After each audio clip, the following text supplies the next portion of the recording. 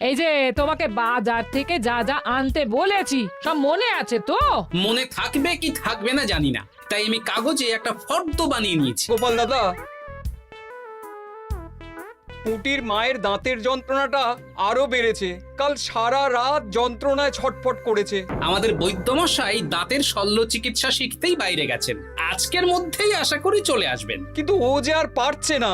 শোনো, তুমি একটা তুলোর মধ্যে লবঙ্গ তেল দিয়ে পুটির মায়ের যে দাঁতে ব্যথা হচ্ছে তার গোড়ায় রাখো। বৈদ্যমশাই এলে আমি তোমাদের বাড়িতে যেতে বলছি।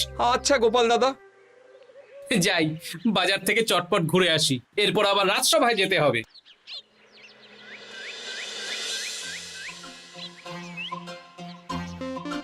উফ, কি গরম রে বাবা, ছাতা নিয়ে বেরোলে ভালো হতো। এই তো সামনে আখের রস বিক্রি হচ্ছে, একটু আখের রস খাই, শরীরটা বেশ চাঙ্গা লাগবে। ভাই, আখের রস কত করে দিচ্ছ? 1 ভাঁড় 10 আনা গোপাল দাদা। দাও দেখি 1 ভাঁড়। আরে, এই যন্ত্রটা কিন্তু দারুণ। ওই আমাদের রাজ্যের বিজ্ঞানী মশাইয়ের অবদান।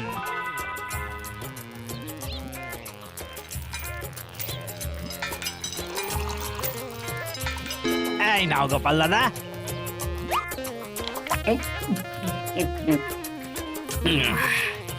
আহ, শান্তি। এই নাও ভাই, তোমার 10 আনা।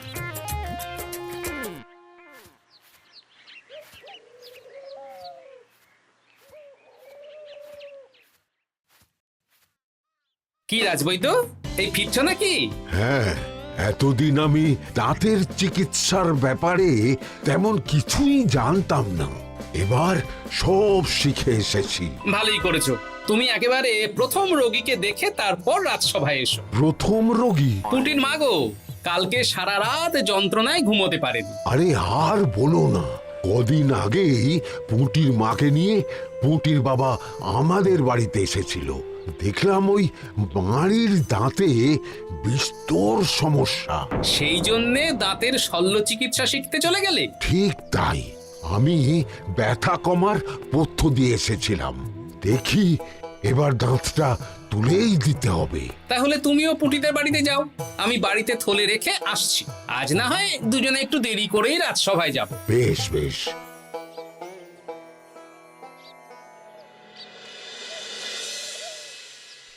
দেখুন মহারাজ, দেখুন আজকে রাজবৈদ্য আসেনি, আর ওদিকে গোপালও ডুব দিয়েছে। এই আনন্দে আমাদেরও ছুটি দিয়ে দিন মহারাজ। কি আনন্দে? এই গরমে বাড়ি বসে একটু আমপানার শরবত খাবো আর ঘুমবো। রাজ্যের সেনাপতি যদি বিশ্রামের কথা বলি, তাহলে আমার আর কিছুই বলার নেই।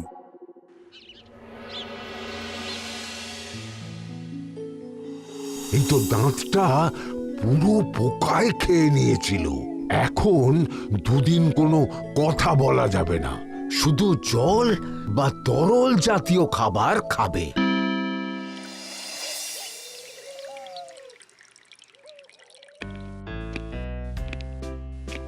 ওই তো গোপাল আর রাজবৈদ্য দুজনে একসাথে রাজসভায় ঢুকছে। রাজবৈদ্য মশাই ওনার জীবনের প্রথম শল্য চিকিৎসা করছিলেন, তাই আমিও দেখছিলাম। তা কি রাজবৈদ্য, সফল হয়েছো? হ্যাঁ মহারাজ, পুঁটির মায়ের একটা মাড়ির দাঁত পোকায় খেয়ে নিয়েছিল, সেটাই তুলে দিলাম। ভালোই হলো, আমাদের রাজ্যে কোনো দাঁত তোলার বৈদ্য বা চিকিৎসক ছিল না। এখন তুমি সাধারণ রোগ ব্যাধি নিরাময়ের সাথে সাথে দাঁতের চিকিৎসাও করবে। কিন্তু মহারাজ, একটা যে সমস্যা আছে। আবার কি সমস্যা? আমি যে দাঁতের শল্য চিকিৎসা করি এটা তো আর রাজ্যবাসী জানে না, তাই কতজন আর আমার কাছে আসবে সে নিয়ে আমার সন্দেহ আছে। মানে তুমি চাইছো যাতে তোমার কাছে বেশ কিছু রোগী তাড়াতাড়ি আসুক, যাতে তুমি অনুশীলনও করতে পারো, তাই তো? একদম ঠিক ধরেছেন মহারাজ, কাজ না করলে হাত পাকাবো কি করে? তাহলে ঢেড়া পিটিয়ে বলে দিলেই তো হয়। এতে তেমন ভালো কাজ হবে বলে মনে হয় না। তা তুমি কি বলতে চাইছো গোপাল? প্রচার হবে, কিন্তু একটু অন্যভাবে। কিভাবে? আজ বিকেলে আমি রাজবৈদ্যর হয়ে প্রচার করব, শুনে নেবেন। বেশ। শুনুন শুনুন শুনুন, আমাদের কৃষ্ণনগরের রাজবৈদ্য এখন দাঁতের শল্য চিকিৎসাও করছেন। যারা যারা আমাদের রাজবৈদ্যের কাছে দাঁত তোলাবেন তাদের দাঁত তোলার পরে দুদিন কোনো শত্রু থাকবে না। চিকিৎসার সময় সকাল 7টা থেকে সকাল 10টা পর্যন্ত।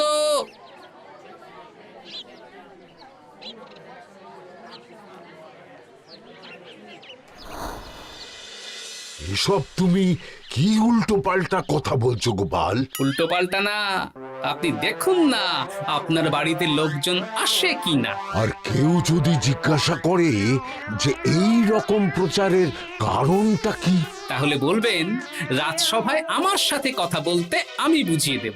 বেশ।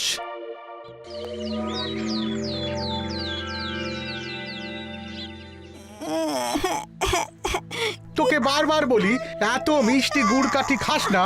কি করব বাবা, কি ব্যথা।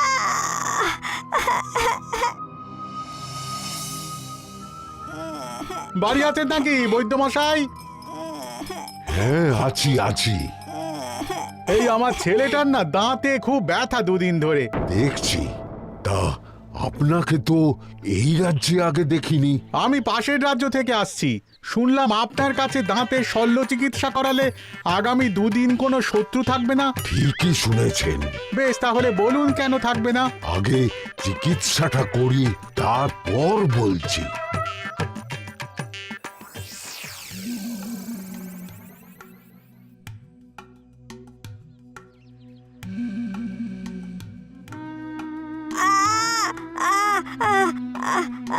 আর চিন্তা নেই, এখন দুদিন কোনো কথা বলা যাবে না। এবার তো বলুন আমার ছেলের আগামী দুদিন কোনো শত্রু থাকবে না কেন? আজকে রাজসভায় চলে আসুন, ওখানে গোপাল এই প্রশ্নের উত্তরটা দিয়ে দেবেন। তা বৈদ্য, তোমার কাছে আজকে কেউ এসেছে? সকাল সকাল দাঁত তুলে এলাম মহারাজ। বাবা, একদিনের প্রচারই এই ব্যাপার? মহারাজ, মহারাজ, বাইরে কয়েকজন অপেক্ষা করছে, তারা গোপাল দাদার থেকে কিছু জানতে চায়। তাদের ভিতরে আসতে বলো।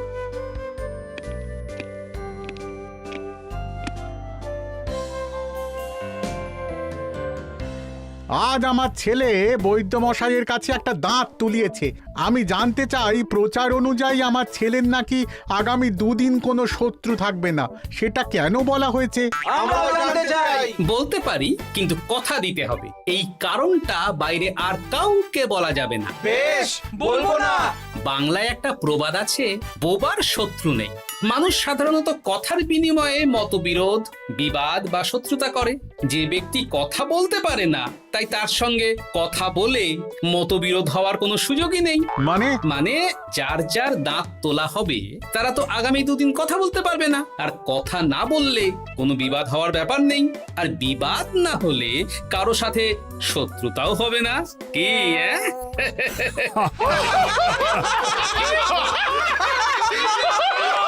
এই জন্যই তুমি হাসির রাজা গোপাল ভাঁড়।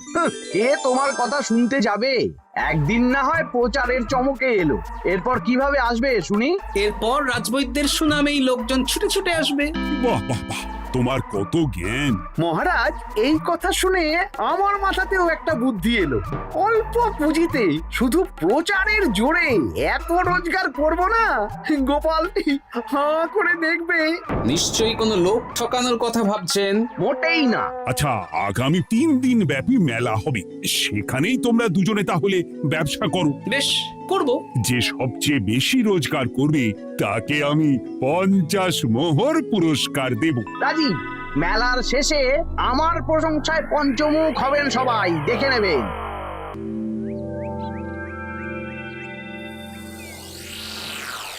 খুব তো বড় মুখ করে বলে এলেন যে ব্যবসা করবেন মেলার মাঠে। তা আপনি কি ব্যবসা করবেন শুনি? ভাগ্য পরীক্ষার দোকান দেব।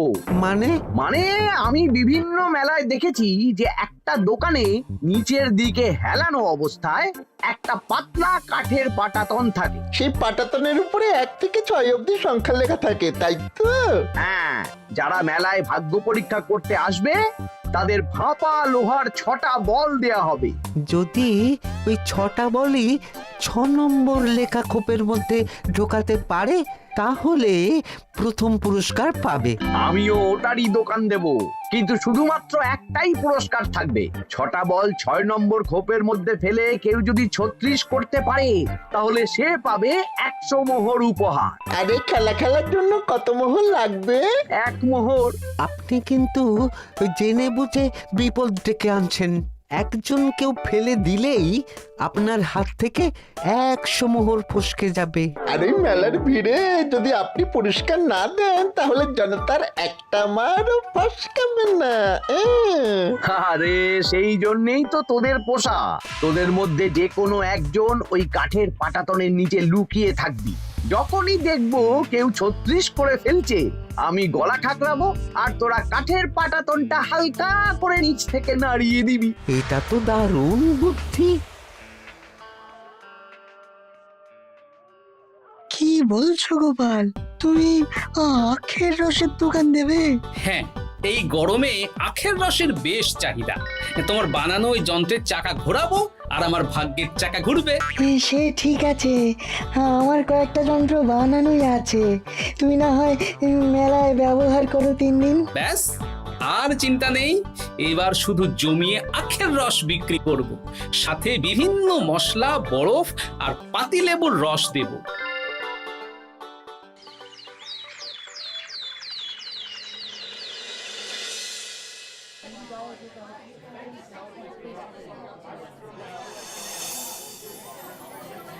এই দোকানের পানীয় খেয়ে মন হবে বশ।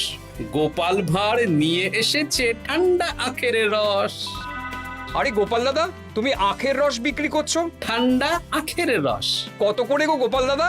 1 ভাঁড় মাত্র 10 আনা। 6 ভাঁড় দাও। এক্ষুনি দিচ্ছি। আসুন আসুন আসুন, সবাই আসুন। আসুন আসুন আসুন, এদিকে আসুন, এদিকে আসুন, ভাগ্য পরীক্ষা করুন। 1 মোহরে 100 মোহর।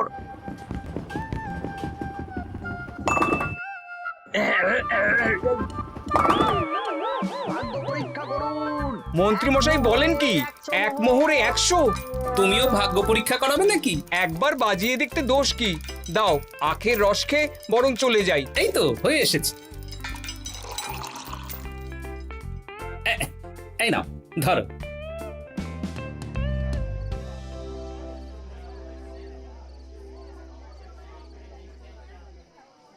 কি মন্ত্রী, ব্যবসা কেমন চলছে? ভালোই। আপনি একবার ভাগ্য পরীক্ষা করে দেখবেন নাকি মহারাজ? না না না, আমি এসবে নেই। জানি আপনার কাছে 100 মোহর নস্যি, তবুও 1 মোহরের বিনিময়ে চেষ্টা করে দেখুন না। আচ্ছা, এত করে বলছো যখন, দেখি। 1 মোহরে 6টা বল। বাবা বাবা বাবা, দেখুন মহারাজ চেষ্টা করে।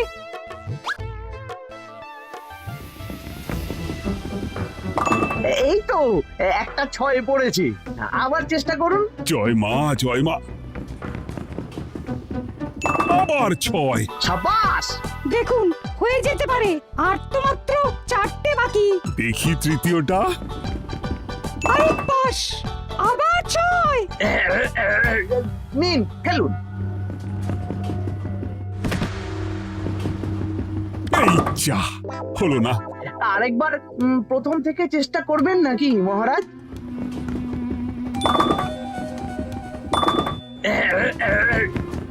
না, এবারেও হলো না। 2 মোহর জলে। অন্য সব জায়গায় বাকি সংখ্যাতেও পুরস্কার থাকে, আপনার এখানে নেই কেন? আমার এখানে ধামাকা পুরস্কার, তাই বাকি আর কিছু রাখিনি। 36 করতে পারলেই 100 মোহর। এই নাও মন্ত্রী, 2 মোহর।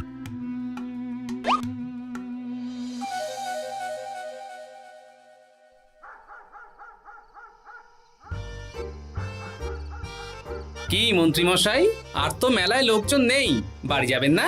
তুমি যাও না, আমি একটু পরে যাব। বেশ, আমি এগোলাম।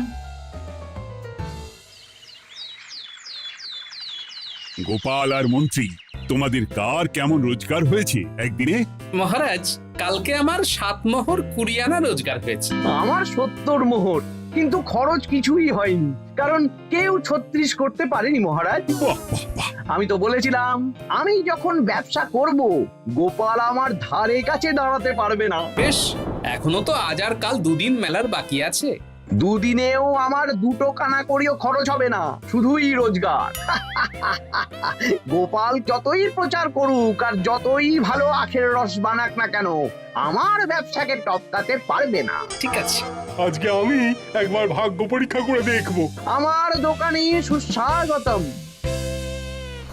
নাও সেনাপতি, চেষ্টা করে দেখো। দিন বল। আমিও সেনাপতির খেল দেখতে এলাম।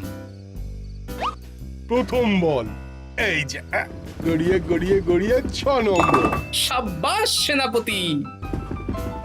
আবার 6, তৃতীয়, চতুর্থ, পঞ্চম, আরেকটা ফেলতে হবে। নাও সেনাপতি। ষষ্ঠ বল, এই যা, হলো না। এটা কি হলো? আবার চেষ্টা করো তো সেনাপতি। হ্যাঁ, 3টে হয়ে গেছে, এবার 4 নম্বর। এই যা, 4 নম্বরে চলে গেল। ধুর চাই। ব্যাপারটা কি? মন্ত্রী মশাই গলা খুসখুস করার পরের বলটাই পরপর 2 বার অন্য ঘরে পড়ল। নিশ্চয়ই কোনো রহস্য আছে। না, আজকে রাতে ব্যাপারটা দেখতে হবে।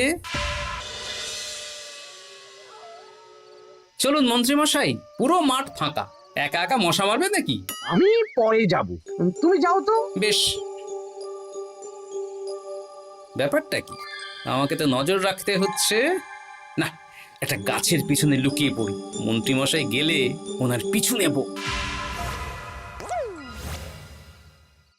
দেখুন মন্ত্রীমশাই, পরপর 2 দিন আমি পাটাতনের নিচে ছিলাম। আগামীকাল ঘটাকে থাকতে বলুন।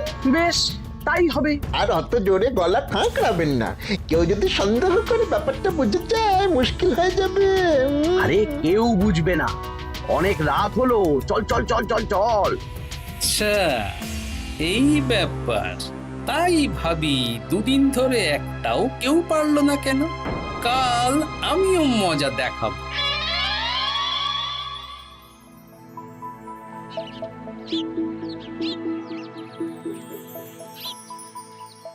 বাবা চলে এসেছেন দেখছি। এত চাহিদা না আমার এই ভাগ্য পরীক্ষার, তাই আগে আগে চলে এসেছি। মন্ত্রীমশাই, আপনাকে মহারাজ এক্ষুনি ডাকছেন। এখন কেন? সে তো জানি না, চলুন।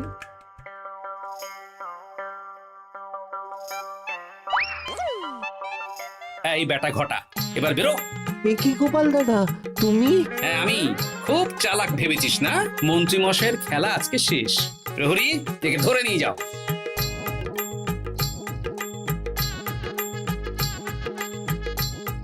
বিজ্ঞানী, তুমি তোমার চুম্বক নিয়ে এসেছো তো? হ্যাঁ, এবার 6 নম্বরের নিচে একটা টান টান করে সমান রেখা টানতে হবে, আগা থেকে গোড়া অবধি। তুমি তো সব সকালে বুঝিয়েই দিয়েছো। দাঁড়াও, দাগটা টেনে নি। একদম 6 নম্বর খোপ অবধি যাচ্ছে, সেই অনুযায়ী টান টান করে দাগ টানো। টানছি, তুমি বাইরে নজর রাখো। নজর রাখছি। কাজ হয়ে গেছে, তুমি একবার অনুশীলন করে দেখে নাও। হ্যাঁ দেখছি। শুরু করো। শুরু করছি। একদম পাক্কা আছে। দূর, কেউ ডাকেনি, অকারণে সময় নষ্ট করলো। কতগুলো খদ্দের ফিরে গেছে কে জানে। কি হলো মন্ত্রী মশাই, এত রাগ কিসের? রাগ হবে না, ওরই বেটা আমার সাথে মজা করছিল। বেশ অনেকজন খদ্দের ফিরে গেল, আমার কত ক্ষতি হয়ে গেল। আমি খেলে আপনার ক্ষতিপূরণ দিতে পারি। তুমি খেলবে? হ্যাঁ, ভাগ্য পরীক্ষা করতে দোষ কোথায়? ওই তো বেশ কয়েকজন সভাসদেরা আসছেন, সবার সামনেই খেলবো। তাহলে শুরু করি। হ্যাঁ, শুরু করো। এই বল যা, 6 নম্বরে যা। আরে বাস, গোপালের ফেলাপল তো গড়ালো না, সোজা 6 নম্বরে চলে গেল। এই দেখুন, আবার যাবে। বলকে আমি বলবো, বল কথা শুনবে। এই বল যা তো, 6 নম্বরে যা। আবার 6, আবার 6, আবার 6। কি এটা কি হচ্ছে? যা বল, এটাও 6 নম্বরে যা। আবার 6, 100 মোহর। হ্যাঁ এটা কি করে হলো? দিন মন্ত্রী মশাই, 100 মোহর দিন। ইয়ে না মানে মন্ত্রী দাও বলছি। আমি আবার খেলবো। 6 আবার 6। আবার 100 মোহর। আর নেই। এই ঘটা আর কি করছিসটা কি? ঘটা নেই মন্ত্রীমশাই, আমি আছি। আর আছে আমার চুম্বক। মানে তোমার কারসাজি ধরা পড়ে গেছে মন্ত্রী। গোপাল আমাদের সব বলেছে। হ্যাঁ, আপনি যেমন ছলনা করে ভাগ্য পরীক্ষার ব্যবসা করছিলেন, তেমনি গোপালও ছলনা করে আপনার ব্যবসা উল্টে দিল। তাহলে শেষমেশ কে জিতলো? হাসির রাজা, জ্ঞানীর রাজা, রসিক রাজা গোপাল ভাঁড়। লোকের ভাগ্য পরীক্ষা করছিলাম আর আমারই দুর্ভাগ্য নেমে এলো।